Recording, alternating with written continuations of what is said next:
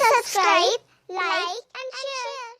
Everyone, आज की हमारी इस वीडियो में हम सीखेंगे अलंकार किसे कहते हैं, अलंकार होता क्या है, अलंकार की परिभाषा क्या है।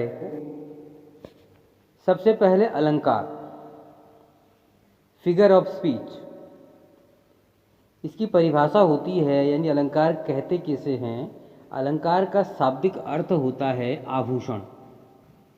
जिस प्रकार स्त्री की शोभा आभूषण से, उसी प्रकार काव्य की शोभा अलंकार से होती है।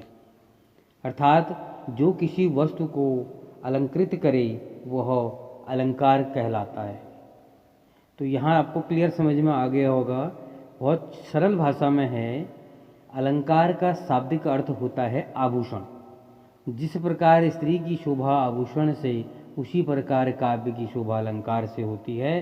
अर्थात जो किसी वस्तु को अलंकृत करे वह अलंकार कहलाता है। संक्षेप में हम कह सकते हैं, काव्य शरीर अर्थात भाषा को शब्दार्थ से सुसज्जित तथा सुंदर बनाने वाले चमत्कारपूर्ण मनोरंजक ढंग को अलंकार कहते हैं। अलंकरोति इति अलंकारः, जो अलंकृत करता है वही अलंकार है। भारतीय साहित्य में अनुप्रास, उपमा, रूपक, अन्वय, यमक, श्लेष, उत्प्रेक्षा, संदेह, अतिशयोक्ति, वरीयोक्ति आदि प्रमुख अलंकार हैं। अलंकार दो शब्दों से मिलकर बना है, अलम प्लस कार। अलंकार दो शब्दों से मिलकर बना है, अलम प्लस कार। यहाँ पर अलम का अर्थ होता है आभूषण। मानव समाज में बहुत ही सौंदर्योपासक है, उसकी प्रवृत्ति ने यही नए अलंकारों को जन्म दिया है। अलंकार कविता कामिनी के सौंदर्य को बढ़ाने वाले तत्व होते हैं।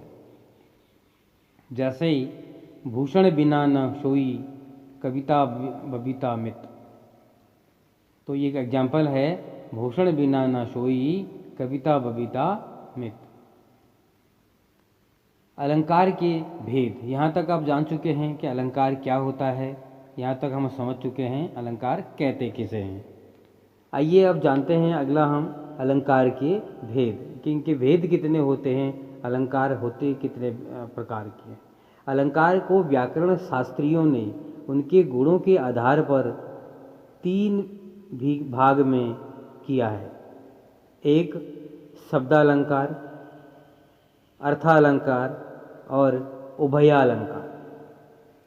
तो जो इसके भेद हैं अलंकार के, वो तीन भेद हैं, शब्दालंकार, अर्थालंकार और उभयालंकार।